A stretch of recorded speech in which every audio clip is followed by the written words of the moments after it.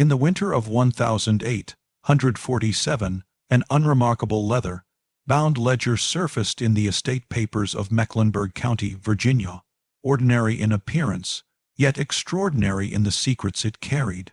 It was found during the settlement of a long-standing plantation estate, tucked between routine inventories of livestock, crop yields, and lists of debts owed by neighboring farmers. But as the clerk assigned to organize the material opened the brittle pages, he encountered something so alarming and so meticulously recorded that he refused to finish his work and resigned without offering any explanation. The ledger, he discovered, did not contain the usual numbers and valuations. Instead, it documented the life of an enslaved woman named Harriet, and through her, it exposed a pattern of exploitation so calculated, so generational, that even within the brutal accepted norms of slavery, it defied understanding. What made those entries chilling was not simply the cruelty they described, but the precision with which they were documented. Across nearly 3 decades, Harriet had given birth to children whose births were recorded with the same clinical detail that planters used for recording the breeding of livestock. Yet one detail stood out: the pattern of paternity. 11 children, born over 27 years, fathered not merely by enslaved men or anonymous figures, but by 2 generations of the same white family. The earlier children were born to the plantation master, Colonel Edmund Strathmore. The later children, astonishingly, were fathered by Edmund's own son, Lawrence. While the sexual abuse of enslaved women was tragically common, the deliberate continuity across generations, recorded openly, without hesitation, was something rarely captured in writing. This ledger belonged to the Strathmore plantation, a sprawling 100-acre estate situated along the Roanoke River. The region, famous for its fertile soil and tobacco, relied almost entirely on enslaved labor. The Strathmores were not the wealthiest planters in the county, but they held a reputation for disciplined management and strict adherence to what they called scientific oversight of their property. For Edmund Strathmore, this philosophy did not end with fields and machinery. It extended into the human lives he controlled. The plantation kept unusually thorough records: crops planted, tools purchased, animals traded, and enslaved families tracked with cold precision. Yet within this rigid framework lay a private system of exploitation that Edmund neither hid nor confessed. He simply recorded it as though it were another part of his plantation economy. Harriet entered this world long before she understood the meaning of her place in it. Born on the plantation in 1808, she was described in early records as mulatto, likely 1/4, language that hinted at generational sexual violence long preceding her own. Orphaned early, she was placed in the main house at a young age, trained as a domestic servant. Her proximity to the household placed her both at a higher rank among the enslaved community and simultaneously in the most vulnerable position a young girl could occupy. When she was 13, the ledger's entries began to shift. Routine daily notations gave way to the first cryptic lines that would later horrify the clerk who uncovered them. Harriet delivered of a daughter, light-skinned, healthy, to be raised in the house. No father's name was listed, though every other birth on the plantation included that detail. It was a silence too deliberate to be innocent. Over the next years, similar entries appeared. More births, all attributed to Harriet, all with no recorded father. These omissions spoke louder than any explicit confession. Yet the ledger's later sections would leave no room for interpretation when the pattern continued under a new master. When Edmund's son Lawrence returned from college in the mid-1830s, the entries shifted again. The blank spaces vanished, replaced by a direct acknowledgement: Father, Lawrence. It was a moment where exploitation moved from concealed to openly inherited, passed like knowledge from one generation to the next. The discovery of these papers in 1847 forced a question the county had never wanted to consider: what happens when the power of slavery, already absolute, becomes systematized across generations with careful planning, calculation, and written record? Most abuses remained unspoken, understood but never written. But here, on the Strathmore plantation, the perpetrators documented their actions with the same calm tone they used for recording weather patterns or journal entries about tobacco. The horror was not just in what happened. It was in how ordinary the men who committed it believed it to be. This first section captures the foundation of the Strathmore story, a hidden system exposed only because someone had preserved every detail, believing it justified, natural, and unworthy of shame. In doing so, they created the very evidence that later generations would struggle to comprehend. The world in which the Strathmore plantation operated was one shaped by rigid hierarchies, unspoken rules, and a structure of power so absolute that it bent moral reality to its needs. By the time Harriet entered her teenage years, Mecklenburg County had become a place where plantation owners existed almost as independent rulers, their authority rarely questioned by courts, ministers, or neighboring families. The county seat was several miles away, far enough for plantations to function as isolated domains, where the boundaries between acceptable conduct and personal indulgence disappeared behind fences and fields. Within this environment, Edmund Strathmore managed his estate with the same meticulous discipline he had once used as a quartermaster during the War of 1812. Every decision he made, from crop rotation to the treatment of enslaved workers, was filtered through the cold logic of efficiency. After the death of his wife, Catherine, in 1820, Edmund's household shrank to himself, his young son Lawrence, and the small staff that maintained the main house. Harriet, newly placed as a house servant, found herself at the center of this changing family. The main house was not only a place of domestic work, but a place where boundaries blurred and private behaviors flourished out of sight. Harriet's early task, cleaning rooms, preparing linens, assisting with meals, brought her into daily contact with Edmund. Her youth, her vulnerability, and her proximity made her easy to exploit, and the ledger entries confirm that such exploitation began when she was barely 14. Over the next several years, the births of her first children were noted with calculated neutrality, each entry written in the same steady hand that recorded crop yields and livestock sales. The lack of paternal acknowledgement, so unusual in a plantation that tracked every detail of lineage among enslaved people, reflected the deliberate choice to hide what everyone within the household already understood. As time passed, Harriet's role in the house changed not because her work assignments shifted, but because her children increasingly occupied the space around her. The infants slept in small side rooms, carried by Harriet as she balanced labor and motherhood, while the older children moved through the house with quiet familiarity, their presence accepted yet never spoken of openly. Visitors to the property noticed subtle oddities. Edmund's sister-in-law, Martha, once remarked in a letter that the household arrangement felt strange, though she stopped short of identifying the cause. In the world of Virginia planters, certain truths were never declared directly, even among family. They were concealed by euphemisms, diluted through polite language, and buried beneath social expectations that discouraged any confrontation with the moral cost of slavery. Outside the household, enslaved workers understood far more than the official record admitted.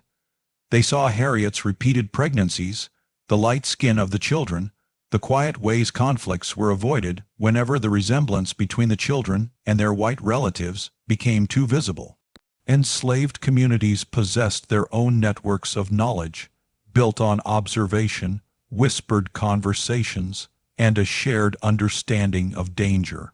They knew Harriet had no protection, no possibility of refusal, and no way to defend herself against the authority of the men who controlled every aspect of her life. By the early 1830s, young Lawrence was approaching adulthood, and Edmund began involving him in the daily operations of the plantation. Their lessons together, surveying fields, inspecting tobacco barns, reviewing ledgers, were meant to prepare Lawrence to inherit the estate Yet, these lessons extended beyond agriculture. Edmund's journals reveal a troubling intention. He sought to educate his son not only in plantation management, but in the private practices he believed were part of a master's prerogative. The way he wrote about Harriet and her children shifted during these years, moving from veiled language to a disturbing sense of pride in the continuation of the pattern. When Lawrence returned from his brief time at college, still shaped by youthful ideals, Edmund deliberately initiated him into this hidden tradition. In 1835, Harriet gave birth to a child whose father Lawrence acknowledged in the ledger, an astonishing departure from the earlier omissions. That acknowledgement was not a confession, but a declaration that the pattern had formally passed to a new generation. Harriet, who had spent half her life bearing Edmund's children, now faced the same fate under his son. The plantation's social landscape transformed silently around her. Her older children began working in various roles, serving in the house, tending gardens, running errands, while the younger ones remained near her in the quarters.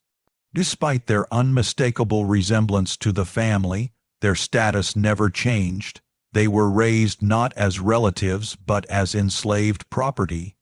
This contradiction, so obvious to anyone who looked closely, became simply another part of the plantation's unspoken structure. By the end of the 1830s, Harriet's health was visibly deteriorating. She moved more slowly, struggled through the physical demands of childbirth, and bore the signs of years of unrelenting pregnancies. Yet the ledger entries continued without pause, documenting each child with the same routine precision. Edmund and Lawrence saw her not as a woman breaking beneath the weight of enforced motherhood, but as part of a system they believed essential to their prosperity, a system that turned human suffering into monetary value, calculated and recorded across generations. As the 1840s unfolded, Strathmore Plantation became a place where two parallel worlds existed side by side, one visible to visitors and neighbors, and another hidden in plain sight, shaping every life on the property.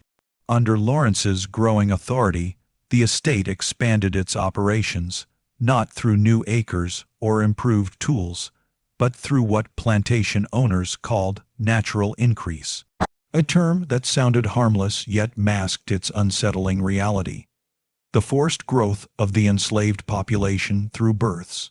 Lawrence, now fully assuming the role of master, maintained his father's rigid approach to documentation, recording the births of Harriet's children with the same precision used for tracking cattle or hogs.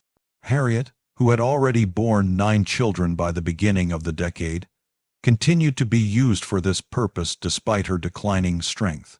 Her body carried the heavy imprint of a lifetime of pregnancies, muscles weakened, joints stiffened, and chronic exhaustion visible in every movement. But on the record books she remained an asset, her value tied directly to her ability to produce more lives for the estate. Beyond the main house, the plantation reflected the rhythms of Virginia's agricultural world. Tobacco prices rose and fell unpredictably, pushing many landowners to diversify, shift planting cycles, or sell enslaved people to the southern cotton states. But the Strathmores chose a different strategy. Their stability depended not on the crop market, but on the bodies of those they controlled. Harriet's children, now entering their teenage years, were increasingly integrated into the estate's operations. Ruth, the eldest, worked alongside her mother in the house, experienced enough to be entrusted with tasks close to the family. The younger sons were trained for field labor or stable work. Daughters helped with laundry, kitchen duties, and sewing. Their assignments were chosen not based on their individual desires or talents, but on the plantation's needs and the Strathmores' understanding of efficiency. Inside the household, tensions simmered quietly, especially after Lawrence's marriage to Elizabeth Mercer in 1839. Elizabeth, raised by a family known for its strict religious values, found her new environment troubling. The though the specific source of her discomfort never appeared in her letters directly. What she did write to her sister hinted at a deeper awareness. The uneasy presence of children in the house who bore the unmistakable features of her husband's family, the strained silence surrounding Harriet, and the unease she felt walking through a home where relationships were acknowledged through avoidance rather than honesty. Elizabeth's attempts to reshape the household through stricter moral expectations met resistance. Lawrence, guided by the world you inherited from his father, saw no conflict between faith, family, and the practices he believed were his right. For him, Harriet and her children were an accepted part of plantation life, not a moral question. The enslaved workers, however, observed the shifting household dynamics with sharp awareness. They noticed the quiet strain on Elizabeth's face, the way she avoided the children who resembled her husband, and the way she treated Harriet with a mixture of pity and distance. Enslaved families often developed their own interpretations of the white household's behavior, and the patterns emerging in the Strathmore home spoke clearly. Cracks were beginning to appear in the structure that had held its secrets for decades. Harriet's continued pregnancies deepened these tensions. By 1845, she had borne 11 children, and each birth weighed heavier on her body. During the pregnancy that year, Martha, the wife of Lawrence's Uncle Thomas, visited the main house more frequently. Martha, educated, observant, and quietly troubled, was one of the few white women who allowed herself to acknowledge, if only in private letters, the suffering she witnessed. She wrote of Harriet's frailty, her labored breathing, and the quiet endurance that seemed to define her life. Yet Martha, like many women of her class, was constrained by the limits of her position. She could offer small acts of care, broth, herbal remedies, gentle hands during Harriet's long nights of pain, but she could not challenge the structure that permitted the abuse. Society expected her obedience, not intervention. Outside the household, Lawrence's reputation remained intact among neighboring planters. He attended church, contributed to community efforts, and was known as a respectable member of the county. The very same ledgers that documented the exploitation at the heart of his plantation were admired by other landowners for their thoroughness. In a world where enslaved bodies were treated as property, few questioned how those bodies came into existence. The unspoken rule of plantation society was clear. As long as the system functioned, its inner workings were not to be examined. Harriet's children, however, formed a living contradiction, a lineage both acknowledged and denied, reflected in the features of the white family yet imprisoned in the status of the black one. Their existence represented the truth that the plantation owners wished to ignore. Slavery's violence was not just physical labor, but the creation of human lives under coercion. As the decade neared its end, this contradiction grew more difficult to contain. The strain between Elizabeth and Lawrence widened. Harriet's health worsened with each passing season, and the children, growing in number and age, became daily reminders of the system's moral corrosion. Yet life on the plantation continued as though nothing had changed, held together by silence, habit, and the oppressive weight of a society determined to protect its own illusions. It was within this fragile balance that the events of 1847 would erupt, revealing everything the Strathmores had tried so carefully to manage, control, and conceal. By the early months of 1847, the Strathmore plantation had settled into a tense quietness, the kind that forms when a system carries on outwardly unchanged even as pressure builds within it. Harriet's health had been steadily declining since her final pregnancy in 1845. The years of continuous childbirth had left her body weakened in ways no remedy could truly repair. She moved slowly through the house, doing only the lightest tasks, and even those seemed to drain her strength. Her older children helped her as much as they were allowed, but the plantation's routines rarely permitted them to set aside their assigned work. Martha, the wife of Thomas Strathmore, visited more frequently during this period, bringing what comfort she could: broths, herbs, quiet company on evenings when Harriet could no longer stand upright without assistance. Martha's letters from this time reveal a woman struggling with her conscience, trying to reconcile the teachings of her faith with the realities she saw each time she entered the quarters or the kitchen. She wrote of Harriet's dignity, her endurance, and the silent suffering that seemed to permeate her presence. Yet even Martha, with all her misgivings, felt trapped by the laws and customs that governed her life. She could witness pain, acknowledge it privately, but never challenge the authority that inflicted it.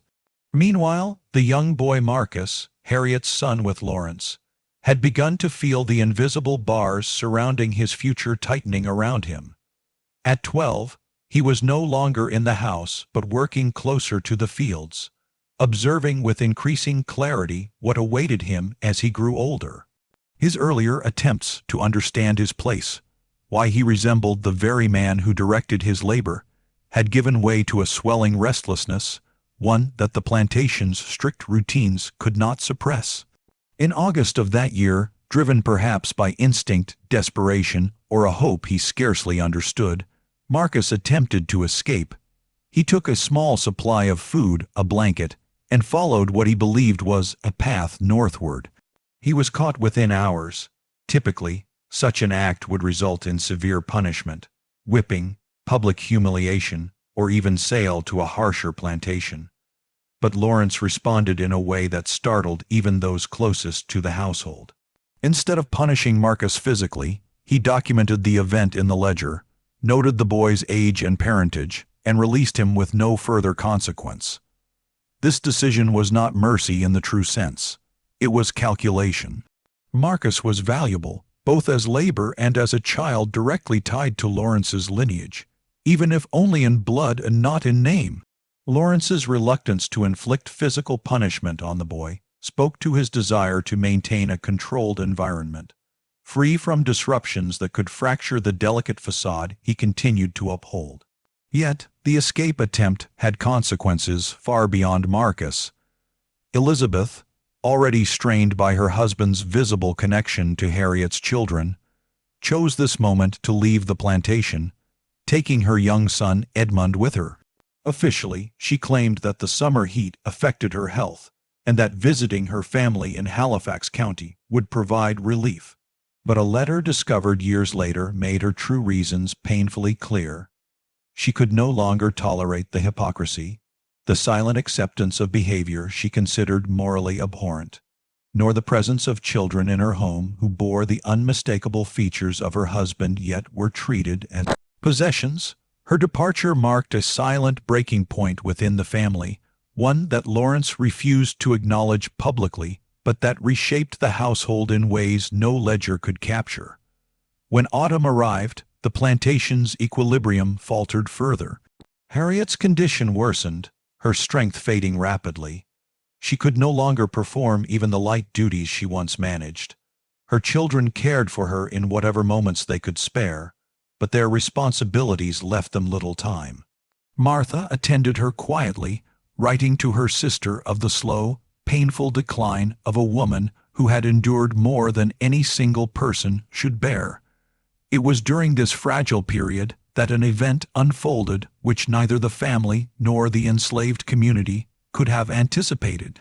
In October, a county clerk named Samuel Pritchard arrived at the plantation to conduct a standard property assessment, an administrative task that should have passed without remark. But Pritchard was known for his thoroughness, and when he requested access to the plantation's ledgers, Lawrence offered them proudly, unaware of the revelations they contained. The first day of the inspection proceeded normally. Field measurements, checks of livestock, inventories of buildings and tools. But once Pritchard settled into the study with the plantation's records, he began noticing discrepancies, patterns of birth, missing paternal names, and the unusual repetition of Harriet's entries over decades. What began as routine evaluation slowly transformed into a discovery that disturbed him more deeply than he cared to admit. The more he read, the more he realized he had stumbled upon something unprecedented, not just exploitation, but exploitation recorded openly, carefully, and without shame. He turned page after page, tracing Harriet's life through the cold handwriting of the men who had controlled her. He saw her births at 13, 14, 16, the transitions from Edmund to Lawrence, and the chilling acknowledgement that the practice had been passed from father to son with intentional continuity. And for the first time in the plantation's long and secretive history, someone outside its walls saw everything laid bare in ink, every pattern, every omission, every choice that the Strathmores believed would never be questioned. As Samuel Pritchard continued reading through the plantation ledgers and private journals the following morning, the weight of what he had discovered pressed heavier on his thoughts, altering his sense of duty and forcing him to confront a moral crisis he had never expected to face in his professional life. What began as a routine examination for tax valuation had transformed into the unveiling of an entire system of exploitation, recorded with unsettling clarity. He examined each entry carefully, tracing the timeline from Harriet's earliest pregnancies under Edmund to the later ones fathered by Lawrence, studying the handwriting, the phrasing, and the deliberate omissions that separated Harriet's records from those of other enslaved families. The deeper he went, the more horrifying the pattern became, not because the acts themselves were unusual. Many enslaved women endured similar violations, but because Edmund had treated them as a calculated strategy, a generational mechanism to increase his estate's value. Pritchard could see the cold logic behind the entries. Each child was a new asset, each pregnancy a financial investment, and the transition of exploitation from father to son was treated as if it were a lesson in business management. By midday, he had moved from the ledgers into the private journals, and these writings shook him even more. Edmund's early reflections revealed the rationalizations of a man who had convinced himself that what he was doing was both necessary and acceptable. He described Harriet in terms that reduced her humanity to function, calling her adaptable, resourceful, and promising in domestic service. Later entries crossed the line between euphemistic justification and open acknowledgement of exploitation, documenting how Edmund normalized his actions in the privacy of his own mind. The pages showed a man battling brief moments of conscience, only to discard them in favor of plantation, logic, and patriarchal authority. Pritchard read of Edmund's pride when Lawrence began assuming similar behaviors, describing it as a sign that the next generation was embracing full responsibility for the estate. It was clear to Pritchard that Edmund believed his methods represented a form of innovation, a refinement of plantation management that other landowners failed to recognize. This realization filled Pritchard with a kind of cold outrage that tightened in his chest. He had always known, as every white man in Virginia did, that slavery was built on the subjugation of bodies and wills, but he had not expected to encounter documentation that elevated the system's cruelties to a formal practice passed deliberately from father to son. By the time he reached the journals from the mid-1840s, written in Lawrence's more detached hand, he found no remorse, no conflict, only the steady rhythm of record-keeping. Lawrence's entries reframed Harriet's pregnancies in economic terms, discussing their impact on labor distribution, future productivity, and household management.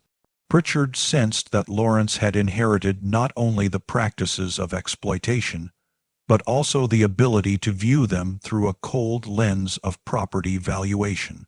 There were pages documenting the children's development, notes about their roles within the estate, and calculations of their projected worth.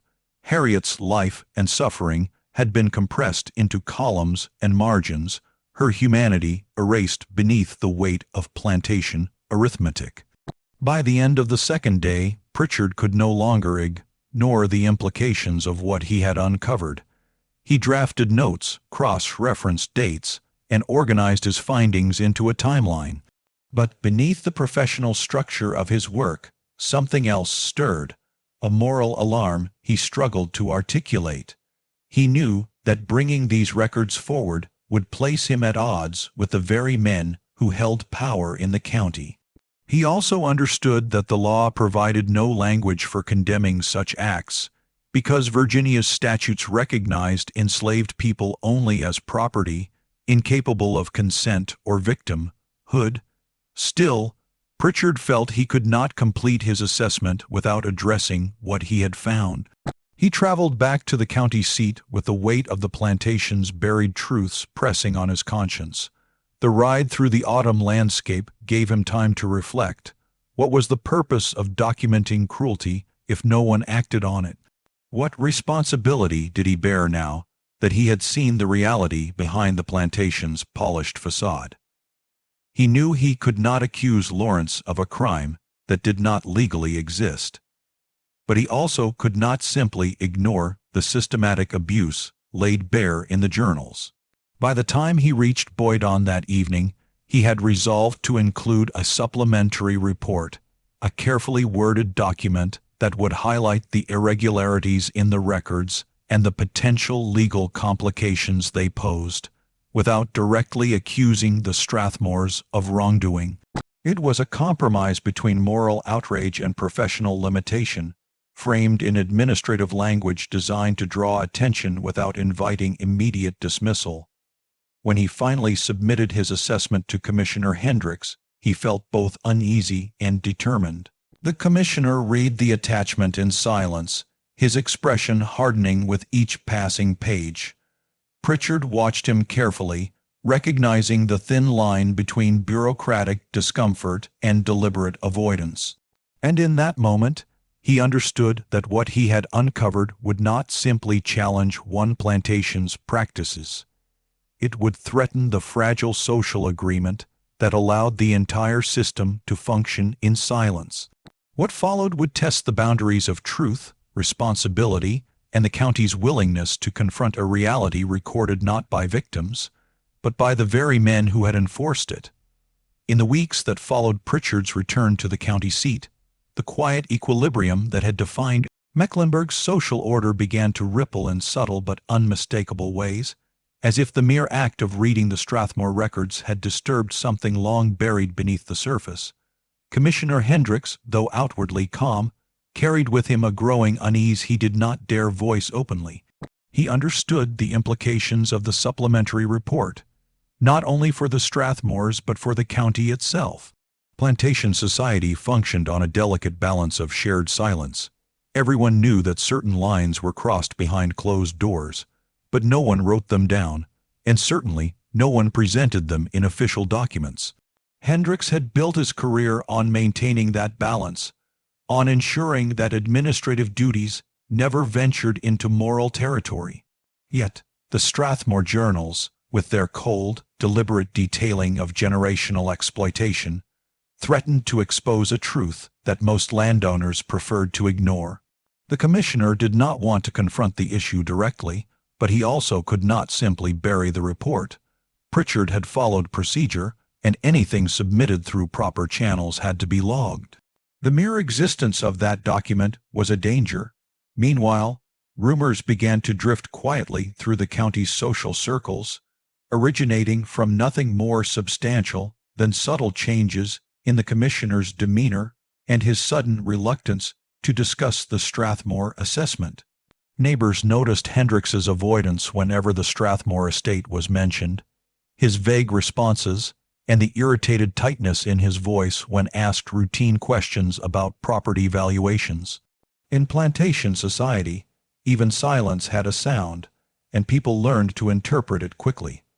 Soon whispers reached as far as the local tavern, where farmers, overseers, and small landholders gathered to exchange news. No one knew specifics, but speculation took root. Something unusual had been found at the Strathmore plantation, something troubling enough to unsettle county officials. Lawrence remained unaware of the growing tension.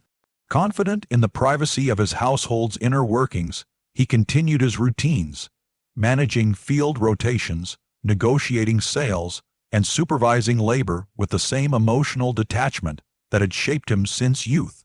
Harriet, confined mostly to the quarters due to her worsening condition, had grown thin and frail, her body worn down to the edge of endurance.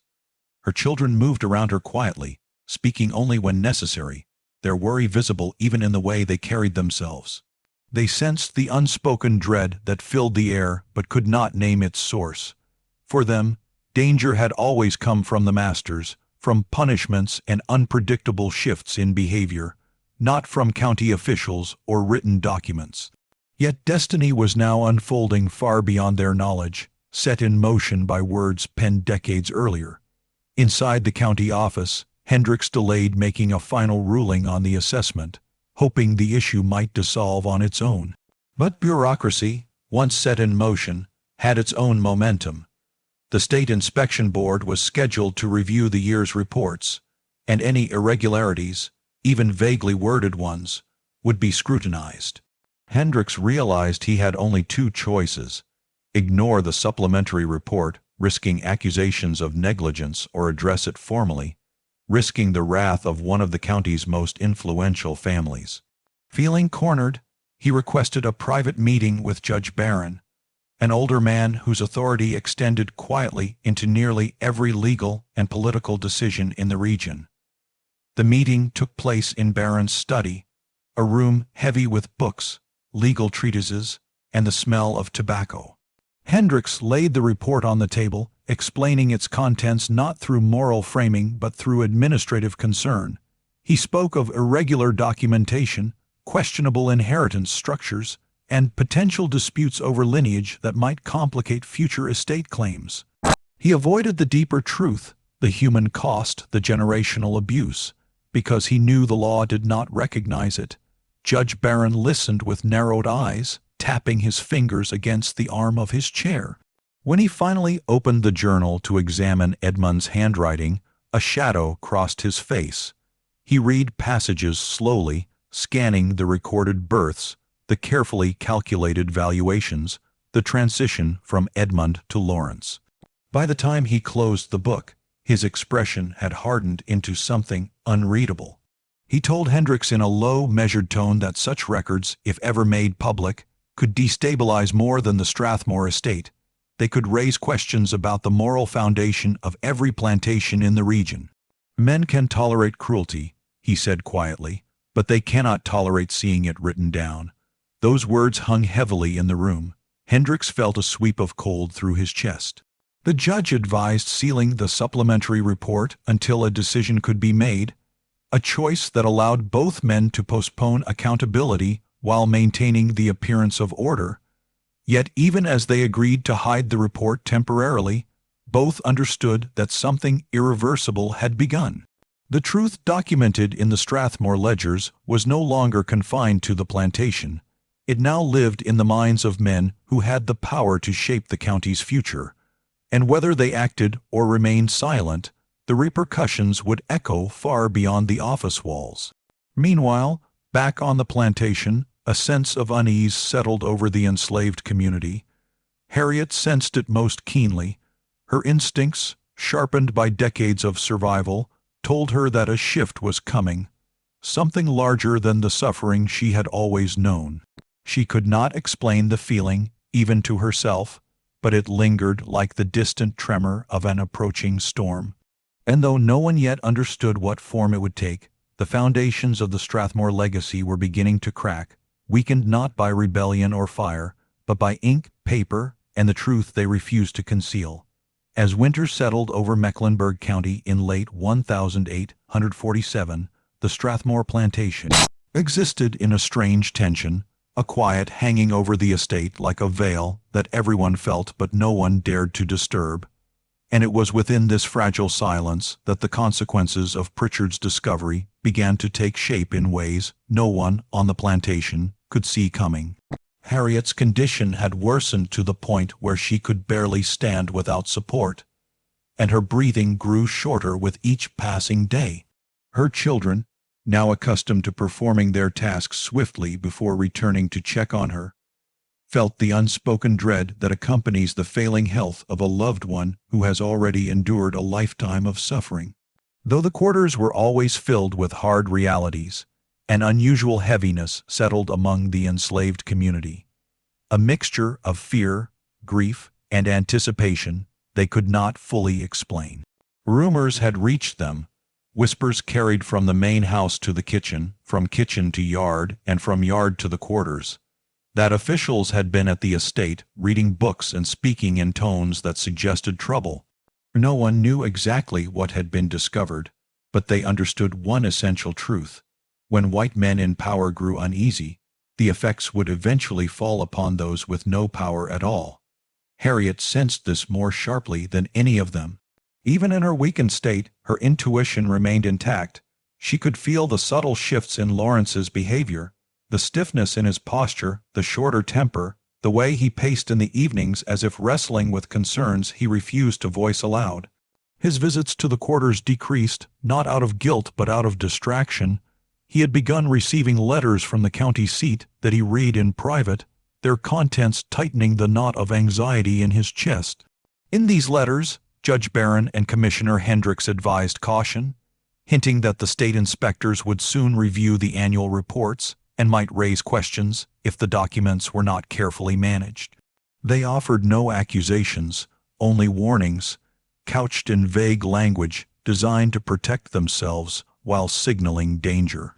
Lawrence tried to dismiss their concerns, telling himself that the internal affairs of his household were beyond reproach, and that no one in authority would dare challenge the Strathmore name. Yet doubt crept into his nights, disturbing his sleep and stirring a resentful anger he could not direct at anyone without risking exposure. Meanwhile, Elizabeth, still living with her family in Halifax County, had begun sending inquiries through intermediaries, not to her husband directly, but to neighbors and acquaintances. Her departure had been framed as temporary, but her private letters made it clear she feared returning to a home stained with secrets she could no longer bear. Her brother William, a lawyer with a reputation for frankness, visited Mecklenburg under the pretense of checking on her marital affairs and discreetly asked questions among the county's elite. These questions, though subtle, struck nerves. Some landowners deflected with uneasy laughter, while others stiffened, understanding the danger of letting such conversations take hold. Even without explicit details, the mere suggestion that a prominent planter might have crossed boundaries too openly threatened the unspoken agreement that preserved everyone's reputations. As gossip seeped into drawing rooms and offices, the story distorted itself into shapes both exaggerated and dangerously close to the truth. Some whispered that Lawrence kept a woman in the house. Others claimed he had fathered numerous children on the plantation.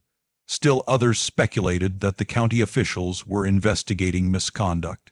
A few dismissed the rumors entirely, insisting that the Strathmores were simply victims of jealousy or political maneuvering. But among those who had seen the county's shifting moods before, the consensus was clear. Something was wrong, and whatever it was, it had the potential to crack open a silence many hoped would remain sealed. Back on the plantation, the enslaved community watched these developments with a mixture of fear and weary resignation. They had lived long enough under white authority to understand that when powerful men faced danger, they often tightened their grip on the powerless. But Harriet, in her final weeks, seemed strangely calm. Perhaps it was exhaustion or acceptance, or the fading of a life defined by perpetual suffering. Or perhaps she sensed something larger than herself, a truth rising to the surface not through rebellion or resistance, but through the writings of the men who had controlled her life. Her children gathered around her when they could, especially Marcus, whose failed escape attempt had left him carrying the guilt of having caused additional tension in the household. He sat beside her bed at night, holding her hand as she drifted in and out of sleep. Ruth, the eldest, quietly prepared food and tended to her mother's small needs, her eyes heavy with grief she would not allow herself to express. They knew they were nearing the end of something, though they did not know what would come after. It was during one quiet evening in December, as the cold wind pressed against the wooden walls of the quarters, that Harriet whispered to Ruth that she felt she was about to leave them. There was no fear in her voice, only a tired softness, the voice of someone who had borne years of pain and had finally reached a stillness at the edge of life. And as the candle flickered beside her, the unseen storm beyond the plantation continued gathering force, drawing closer with every passing day, preparing to bring into the open a truth that had been hidden for decades. When the new year of 1848 dawned over Mecklenburg County, the Strathmore plantation stood suspended between the fading quiet of winter and the inevitable force of consequences long delayed. And it was during one particularly brittle January night that Harriet finally slipped from the world she had been forced to endure for nearly 4 decades, leaving behind a silence so heavy that even the wind seemed to hesitate before passing through the vacant spaces she once occupied. Her death was not dramatic. It came gently, in the dim glow of the small lamp that Ruth tended through the night, surrounded by her children who pressed close to her, whispering her name as her breathing slowed to a faint rhythm and then dissolved into nothing at all. In that moment, the quarters felt both unbearably heavy and strangely peaceful, as if the earth itself paused to acknowledge the end of a life carved by pain, endurance, and an unspoken strength that no ledger had ever recorded. Ruth wept quietly, her face buried against her mother's shoulder, while Marcus sat frozen, his hands trembling as he realized that the one constant thread in his life, the one who had protected him, explained the world to him, and carried more burdens than any one person should ever have to carry, had finally gone. The news reached the main house just before dawn, delivered by a trembling house servant who found Lawrence sitting alone in his study, staring at the dying embers in the fireplace. For a moment, something flickered across his face, shock, perhaps, or guilt, but it was gone as quickly as it came. He dismissed the servant and remained seated, unable to move, his thoughts circling around the truth he had hidden even from himself. Harriet's life had been shaped by the choices he and his father had made, choices that had brought wealth to the estate but left a trail of suffering he could no longer deny. Yet even in that moment of reckoning, he felt more fear than grief, knowing that her death would draw renewed scrutiny from the county at a time when he could least afford it. That same week, the state inspectors arrived in Mecklenburg, their timing driven not by rumor, but by routine scheduling that now carried unintended weight. Commissioner Hendricks, already uneasy, greeted them with forced cordiality, hoping they would overlook the sealed supplementary report. But inspectors were trained to notice what others ignored. They sensed the commissioner's discomfort, the tension among county staff, and the subtle inconsistencies in the Strathmore assessment notes. When they requested a deeper review of the records, Hendricks felt the world tighten around him. Reluctantly, he produced the supplementary document, carefully worded, intentionally vague, but still dangerous enough to ignite suspicion. The inspectors read it with furrowed brows, and though they made no immediate accusations, their interest sharpened like a blade being drawn slowly across stone. Over the next several days, they questioned neighbors, compared documents, and examined the Strathmore ledgers with a level of scrutiny no planter ever wanted turned on his estate.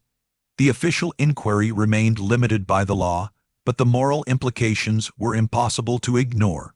The more the inspectors uncovered, the more they realized that the Strathmore plantation had not merely crossed ethical lines.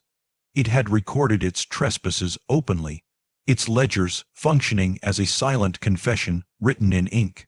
By mid-February, whispers of the investigation spread across the county, and the Strathmore name, once associated with influence and respect, became the subject of hushed conversations, raised eyebrows, and quiet judgment.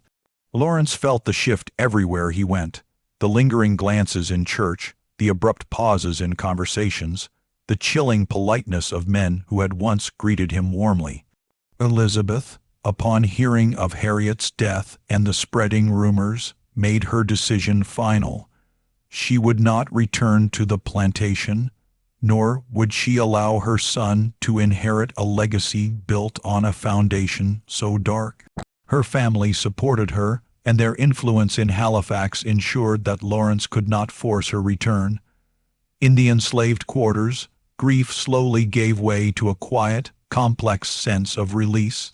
They mourned Harriet deeply, But they also recognized that her passing marked the end of a suffering that had claimed too many years of her life. Ruth became the central figure among her siblings, guiding them through their grief with a maturity shaped by years of responsibility. Marcus, haunted by guilt he could not articulate, began withdrawing into himself, unable to bear the weight of knowing he had been part of the turmoil that preceded his mother's final months.